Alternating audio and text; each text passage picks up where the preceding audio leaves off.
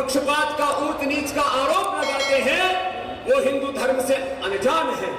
हमने तो एकत्व के, सह-अस्तित्व और विश्व बंधुत्व के गीत गाए हैं। हमने भेदभाव की दीवारों को तोड़ा है। हमने भेदभाव किसी के साथ नहीं किया। यदि हम भेदभाव करते तो ईसाई यहाँ एक कदम बढ़ा नहीं सकते थे आगे। यदि हम भेदभाव, पक्षपात, अन्याय करते, हम हथियार उठा लेते, तो आज यहाँ पर एक भी ईसाई और मुसलमान दिखाई नहीं देता। हम सही समाज, हमने सबको अपनाया है, लेकिन जिन्होंने छल करके, धोखा करके, इस्लाम ने इस देश में क्रूरता से, औरंगजेब से लेकर के न जाने कितने शासक हुए, इस्लाम ने क्रूरता से हमें मुसलमान बना दिया। और आज भी किस क्रूरता के साथ, एक संध्या बेटी की बात नहीं, एक एक बेटी के जिस्म के जिन्होंने 25-25, 50-50, 100-100 टुकड़े कर दिए, उन विधर्मियों को अब आगे मौका नहीं देना अपनी मां बहन बेटियों के साथ वो कुछ गलत कर सके। पहले कहते थे तुम प्रजा हो, हम इस देश के राजा, और जो हम कहेंगे वही तुम्हें धर्म कबूल करना होगा। वो जमाना चला गया। अरे औरंगजेब क्या, औरंगजेब की सारी औलादें और उनका अंतिम बादशाह बहादुर शाह जफर अब इन मुगलों के वंशजों को चाय का ठेला भी नसीब नहीं, सड़कों पर ये भीख मांगे। इस्लाम महान है, मैं इस्लाम के बारे में कोई बात नहीं कहना चाहता, लेकिन इस्लाम के नाम पर जिन मुगलों ने क्रूरता की, उनके वंश खत्म हो गए। वो हमारी क्या रक्षा करेंगे, वो मुगल अपनी रक्षा ना कर सके। इसलिए इस्लाम का तो कोई प्रश्न नहीं। ईसाई ये हमारे घरों में घुसते हैं दवाई लेकर के कि ये गोली खा लो, तुम्हारा बुखार ठीक हो जाएगा। अरे हम तो अपना बुखार गिलोय खा करके ठीक कर लेंगे, तो अपना घर जा। ये गोली खा लो, तुम्हारा दर्द ठीक हो जाएगा। हम हल्दी मेथी सूट खा करके अपना दर्द ठीक कर लेंगे। तुम गोली खिला करके हमको ईसाई बनाना चाहते हो। तुम स्कूल में पढ़ा करके हमको ईसाई बनाना चाहते हो। तो पूरा बंजारा समाज, पूरा लवाना समाज, नायकर समाज आज शपथ लेकर के जाए, हम किसी भी प्रलोभन के कारण से हम अपने धर्म से नहीं वहां। ये गीता का उद्घोष है और हम नहीं बदलेंगे। और अपने लोग जो किसी कारण से उनको बदलने की कोशिश करते हैं, उनको भी समझाएंगे। और जो लोग हमसे बिछुड़ करके गए हैं, उनको भी अपने घर वापस लेकर के आएंगे। ये संकल्प हम अपने यहां से लेकर के जाएंगे। लेकिन बंजारा समाज का आत्मबल इतना प्रबल है, वो हिमालय से भी कहीं ज्यादा प्रबल है। जैसे कोई हिमालय को नहीं डिगा सकता, बंजारा समाज को कोई कैसे अपने स्वधर्म से, अपने सनातन धर्म से कैसे विमुख कर सकता है। महाराष्ट्र, आंध्र, तेलंगाना, कर्नाटक, मध्य प्रदेश, पंजाब, राजस्थान आदि अनेक प्रांतों से आप इतना पुरुषार्थ करके आए हैं। मैं पूरे सनातन धर्म के साधु समाज सन्यासियों की ओर से आप सबका अभिनंदन करता हूं। आपके तत्व, आपके पुरुषार्थ को वंदन करता हूं। और आपसे कुछ तार्किक बातें कहना चाहता हूं। हमको लोग कहते हैं हमारे घर में आ जाओ। क्यों आ जाए भाई, क्या तुमने खास है? वो कहते हैं हमारे यहाँ समानता है। हिंदू धर्म में ब्राह्मण, क्षत्रिय, वैश्य, शूद्र, दलित, आदिवासी, वनासियों में अलग अलग समाजों में भेदभाव है। हमारे यहाँ समाजों में भेदभाव नहीं है। भेदभाव करने वाले कुछ व्यक्ति हो सकते हैं, व्यक्तियों पर मत जाइए, परिस्थितियों पर मत जाइए, अलग अलग कालखंडों में किसने क्या किया उस पर मत जाइए। सनातन धर्म वो धर्म है जिसमें किसी के भीतर हमने भेदभाव नहीं देखा।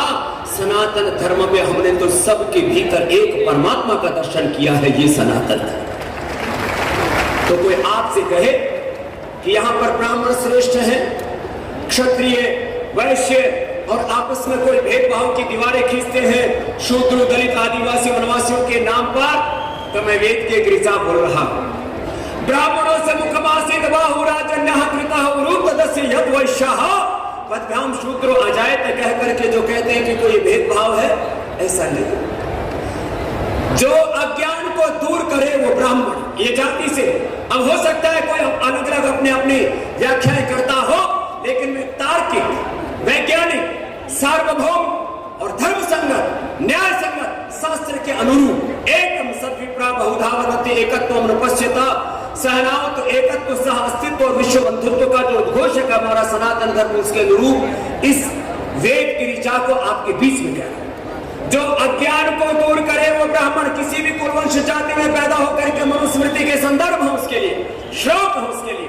जिस मनुस्मृति को लोग जलाने की बात करते हैं वो पढ़े लिखे लोग नहीं, वो मूर्ख और अविवेकी लोग हैं। सभी का और इससे विवेक से काम लेना, किसी के बहकावे में नहीं आना। हमारा ये दिमाग क्या है बोलो?